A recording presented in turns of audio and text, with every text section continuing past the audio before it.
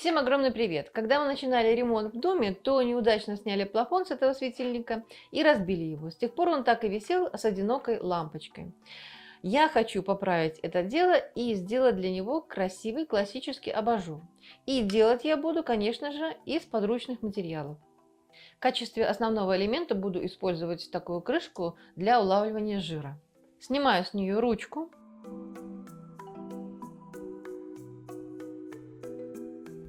Вот этот этап очень важен для конечного результата. Чтобы готовый абажур после подвешивания не перекосился, мне нужно вырезать отверстие для патрона строго по центру. У меня с глазомером все в порядке, я так думаю. Поэтому я размечаю будущее отверстие на глаз.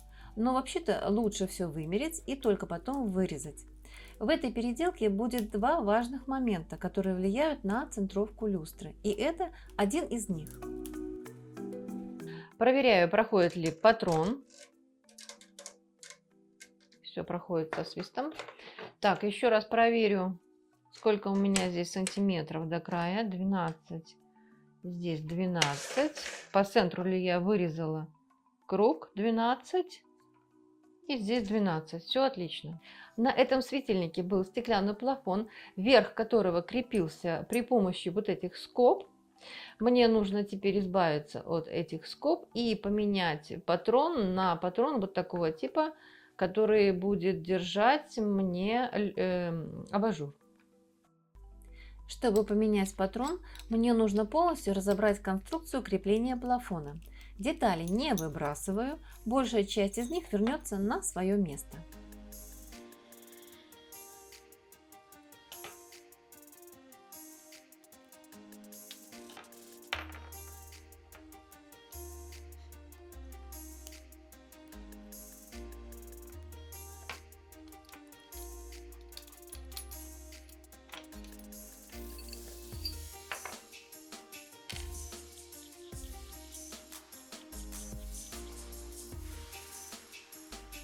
Патрон мне понадобится с двумя абажурными кольцами. Между этими кольцами и будет крепиться сам новый абажур. Снимаю кольца и раскручиваю патрон.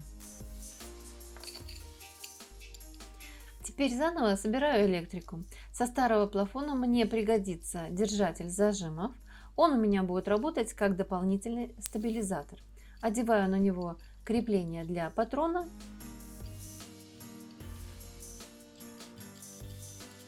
И надежно зажимаю. Навинчиваю верхнюю часть патрона и вывожу провод. Присоединяю клеммы. Для этого обкусываю закругленные концы на проводах, потому что в новом патроне подсоединение к клеммам идет уже на прямых концах. И фиксирую надежно контакт.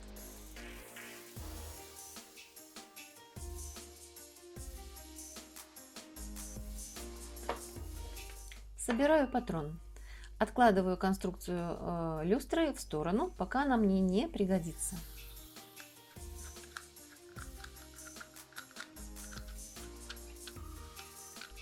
Чтобы симметрично распределить подвески по всей площади абажура, решила сделать трафарет.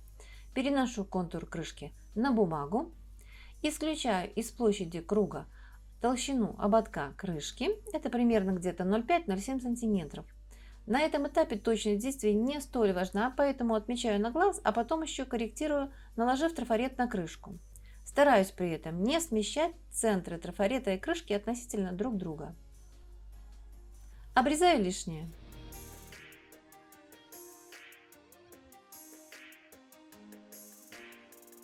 Специально для этой люстры я заказывала вот такие подвески. Это не хрусталь, а акрил, поэтому стоил он довольно дешево. Заказала я его 20 метров, и метраж пришел по метру. И теперь мне нужно распределить равномерно этот метраж по всей крышке. Делю трафарет на 4 равные части. Затем получившиеся сектора делю еще на 2 равных сектора. И уже получившиеся сектора мне гораздо проще делить без точных измерений.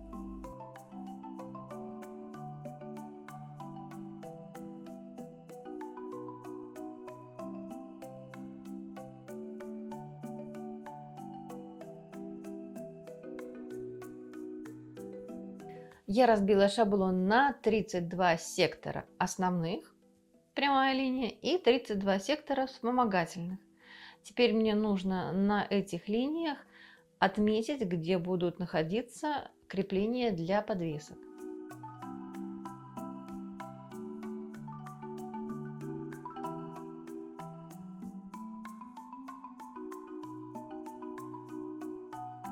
Затем уже в шахматном порядке отмечаю места крепления для внутренних подвесок, ну, на пунктирных линиях.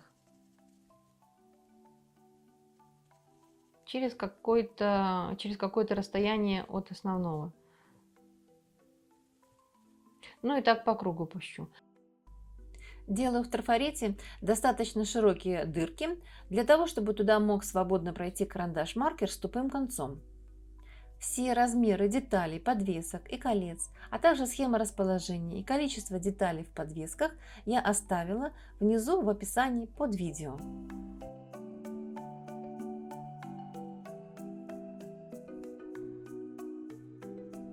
Я разделила имеющиеся у меня подвески относительно моей крышки, и у меня получилось всего-навсего 2 ряда. Теперь каждый метр подвески я буду делить на 12 и 16 деталей. То есть у меня получится 32 по внешнему контуру. У меня будут идти подвески из 12 деталей, а внутренний контур у меня будет состоять из подвесок, состоящих из 16 деталек. Отмечаю места для будущих креплений колец подвесок.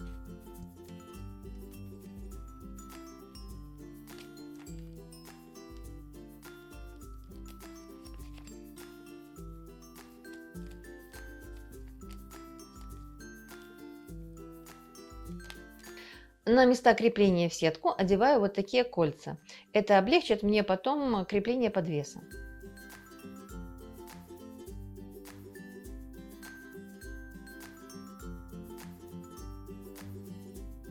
Все подвески я распределила в 2 ряда основных и 3 дополнительные из остатка.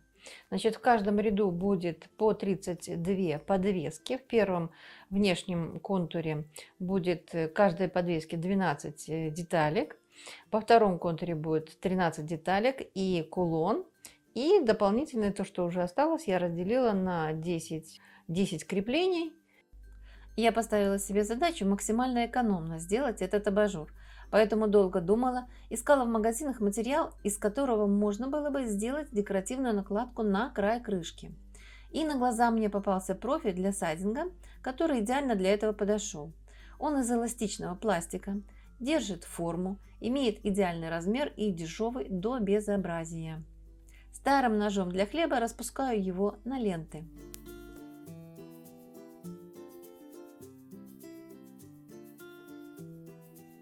Диаметр крышки у меня 29 сантиметров. Мне нужно отрезать полосу длиной 91,06 сантиметра. Это длина окружности. Отрезаю полоску с небольшими припусками. Оставшуюся широкую полоску и среднюю узкую я нарезала на кусочки длиной 7 сантиметров. Наклеиваю полоски на основную ленту, чередуя их между собой и смещаю относительно друг друга на 2 сантиметра вверх и вниз. И опять все делаю на глаз, а вот тут уже, конечно же, зря, потому что получились небольшие погрешности, которые я допустила, и в конце они дали небольшое искажение. И хоть в общей картине оно осталось незаметным, но можно было сделать это и аккуратнее, проведя центральную линию по основной ленте, а уже короткие детали выкладывать относительно центральной линии на основной ленте при помощи линейки. Вот такой заборчик у меня получился.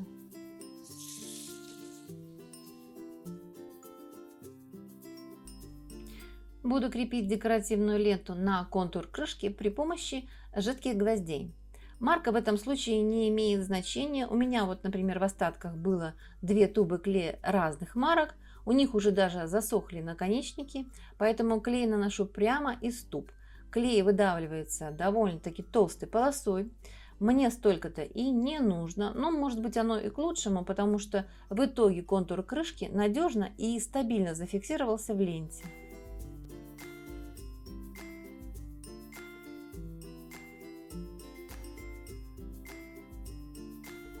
А вот и второй важный момент в этой работе. Необходимо ровно по центру ленты приклеить обод крышки, не допустив смещения. В противном случае подвески в готовом абажуре даже с равным количеством деталей будут выглядеть так, как будто бы имеют различную длину, а само основание абажура может перекосить. Фиксирую края ленты клеевым пистолетом и оставляю застывать клей на сутки.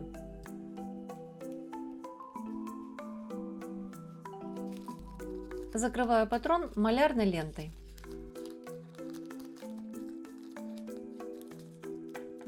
И подвес, и корпус абажура буду окрашивать вот такой краской серебристой с эффектом хрома. По идее, на выходе должен получиться вот такой металлический блеск. Нанесла 2 слоя краски, и вот какой получился результат. Совершенно не тот, который я ожидала. Ожидала вот такой вот зеркальный цвет, зеркальное покрытие. По итогу получается какая-то а-ля серебрянка. Причем на металле еще она довольно-таки терпимо смотрится, а вот уже на пластике она смотрится просто серым цветом. Поэтому сейчас я хочу немножечко исправить эту ситуацию и хочу придать абажуру, вот этому краю абажура, немножко блеска при помощи потали. Наношу на поверхность клей для потали.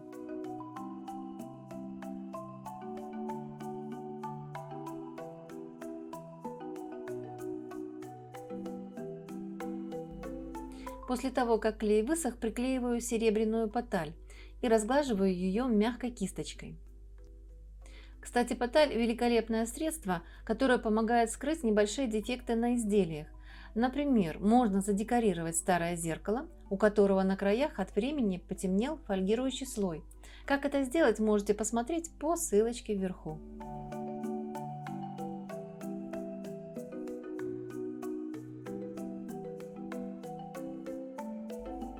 Убираю лишние куски потали и разглаживаю ее до блеска.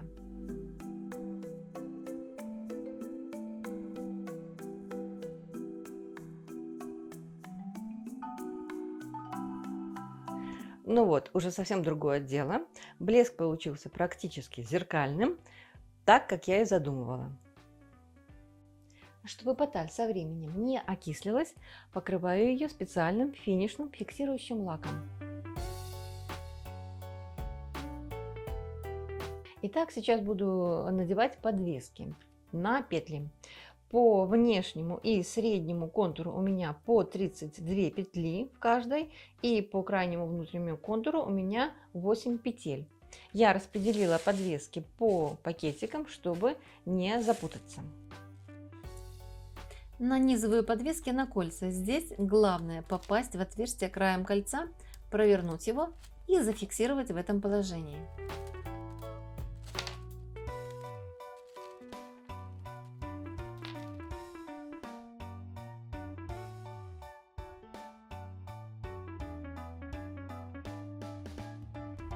В среднем ряде каждая вторая подвеска заканчивается вот такой красивой капелькой. В конце каждой переделки я испытываю смешанные чувства: волнения и неподдельного интереса к тому результату, который у меня получился. Совпадут ли мои ожидания с результатом? Впервые переворачиваю абажур вместе с вами. Мне кажется, что я не оплошала, но конечный результат увидим, когда я повешу люстру на место.